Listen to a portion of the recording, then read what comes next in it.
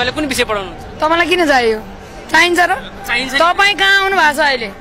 आन्दोलनमा तपाई विषय सोध्ने हो कि आन्दोलनको मोडालिटीको बारेमा सोध्ने हो? 30 दिनसम्म हामी 29 दिनसम्म हामी मैदानमा छौं। तपाई विषय सोध्नुहुन्छ। पहिला पत्रकारिता पढेर आउनुस् अनि बल्ल। हैन म्याम, तपाईको धर्मै थाहा छ। हो थाहा छ हामीलाई। धर्मै थाहा छैन। थाहा छ म्याम, थाहा छ। मेरो विषय किन चाहियो अहिले? यो आन्दोलनमा विषय म भन्छु नि किन चाहियो। किन भन्दाखेरि तपाईलाई हामीले विषयगत क्वेशन सोध्ने होइन, तर पनि एउटा छ हामीलाई सोध्ने एउटा आधार बन्छ क्या म्याम। आज तपाई मलाई आन्दोलनको विषयमा सोध्नुस्। हामी आन्दोलनमा केन्द्रित छौं। हामी कक्षामा कुन विषय पढाउँछौं भन्ने कुरो अहिलेको यो सान्दर्भिक विषय होइन है।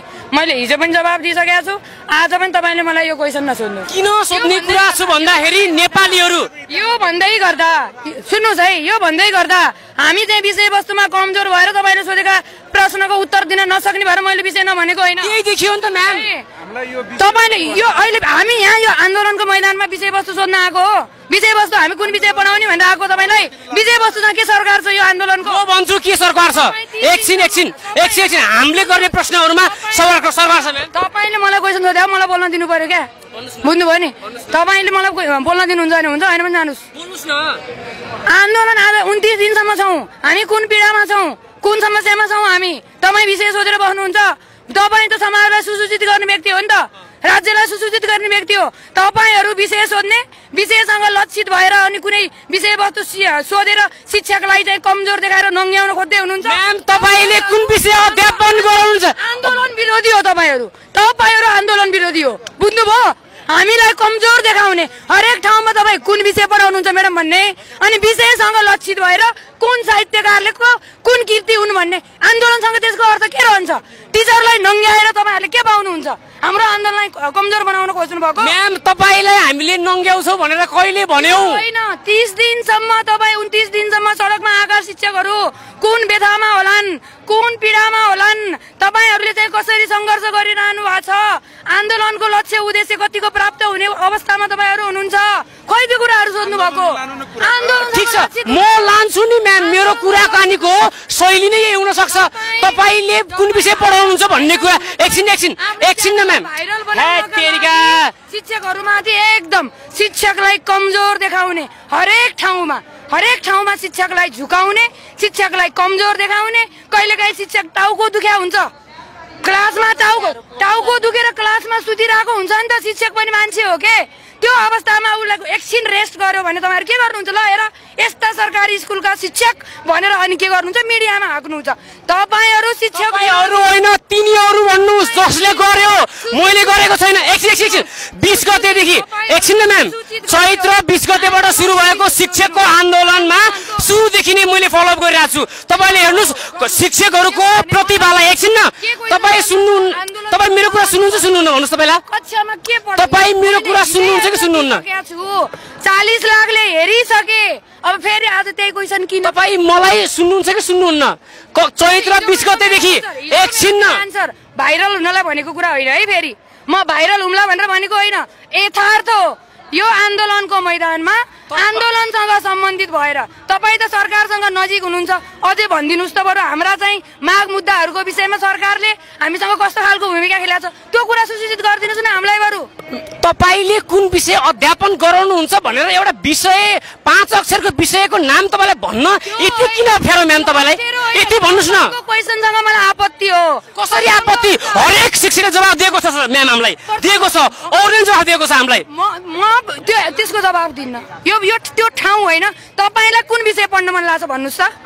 स्कुलमा आउनुस्, म त्यही पढाउँछु। तपाईलाई पढ्न मन छ भने स्कुल आउनुस्, मेरो स्कुल आउनुस्। म कास्कीको नवीन माध्यमिक विद्यालयमा पढाउँछु।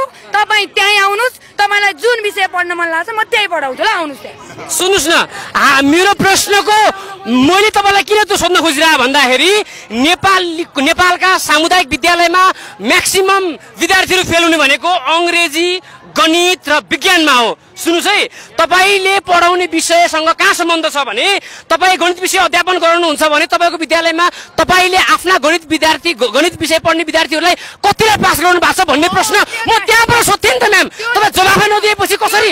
तपाईलाई मैले भनिसके स्कुलको तपाईले भन्दा के बिग्रिन्छ? डाटा लिन आउनुस् के स्कुलमा? अहिले किन आउनु पर्यो? लिन चाहदैन। हामी आन्दोलनको मैदानमा छौं।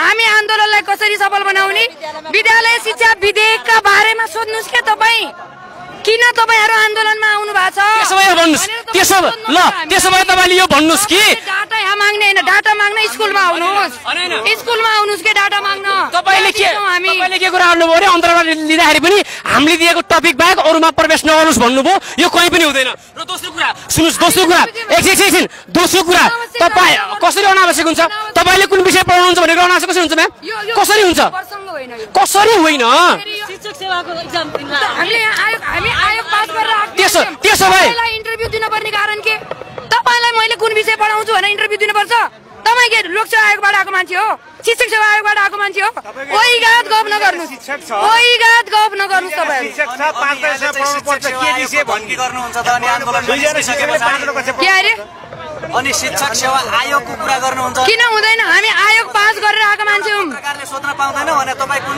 विषय पढाउनुहुन्छ तपाईले पत्रकारलाई अंकुश लगाउँदै हुनुहुन्छ के म्याम अंकुश तपाईले हामीलाई धज्जी उडाउन खोज्दै हुनुहुन्छ तर तपाईको आफ्नो पत्रकारिताको धज्जी उडेको तपाईलाई थाहै छैन उडेको छैन म्याम तपाईहरुलाई सुरुदेखि सपोर्ट गरिरहेको हामीले अनलाइन टिभी नेपाललाई एक्चुअली गएर हेर्नुस् कसको बेइज्जत गरेको छ त्यो हेर्नुस् तपाईले अस्ति तपाईले एउटा म्यामलाई क्वेशन सोध्नुभयो कुन मिडिया म जान्दिन के हामी मिडियालाई एकै ठाउँमा एकछिन उहाँले के भन्नुभयो तपाईहरु कुन मिडिया भन्नुभयो तपाईले कुन मिडिया भनेर पत्ता लगाउनु पर्यो तपाईको दायित्व हो नि त त्यो त अनि तपाईले चाहिँ डाटा पत्ता लगाउन मेरो विद्यालय आऊ भन्ने अनि तपाईले कुन मिडिया भनेर नपत्ता लगाउने कान नखिच्ने मिडिया पनि छ नि यहाँ तपाईले त्यो पत्ता लगाउनु पर्यो नि त अनि अनलाइन टिभी नेपाल यसरी हेर्नुस् अनि थाहा पाउनुस् तपाईले त्यो क्वेशन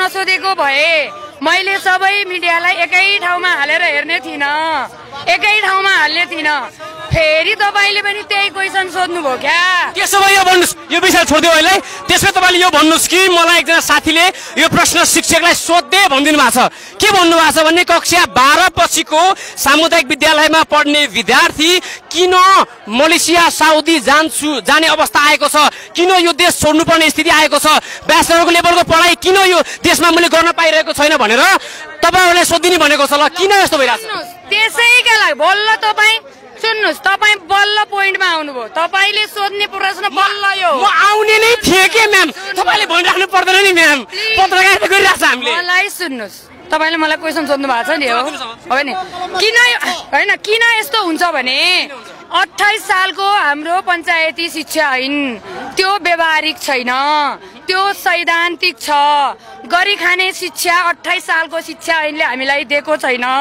12 पास गर्ने बेलामा उलाई एउटा जीवन उपयोगी र गरी खाने सिप दिने खालको शिक्षा हामीले दिन सक्थ्यौं भने उ बाहिदिन पर्थेन क्या बुझ्नुभयो नि तर हाम्रो त्यो 28 सालको ऐनले आज आएर 82 सालमा पनि हामी त्यसैले काम चलाउँदै छौं संविधान 72 सालमा संविधान बनिसक्दा 10 वर्ष हामीसँग चाहिँ ऐन बन्दैन यो ऐनमा हाम्रा युवाहरूलाई बिकाउने हैन क्या 28 सालको ऐनले युवा बिकाउ छ हामी युवालाई यही टिकाऊ भनेर नयाँ अग्रगामी ऐन माग्नका लागि आछौ के त्यो कुरा तपाईहरुले बुझ्दिनु पर्यो सामुदायिक विद्यालयको गरी खाने शिक्षा नहुँदा र त्यो गरी खाने शिक्षा फेरि स्वयं व्यक्तिले शिक्षकले मात्र दिने होइन नि त्यो त सरकारले व्यवस्थापन गर्दै आउनु पर्यो ऐन ल्याउनु पर्यो त्यही अनुसारको पाठ्यक्रम डेभलप गर्नु पर्यो त्यही अनुसारको विषयवस्तु हामीलाई दिन पर्यो अनि पो हामी त्यहाँ चाहिँ कक्षा कोठामा त्यो अनुसारको प्रेजेन्टेसन हामीले गर्न सक्छौं सरकारले बनाएका कानुन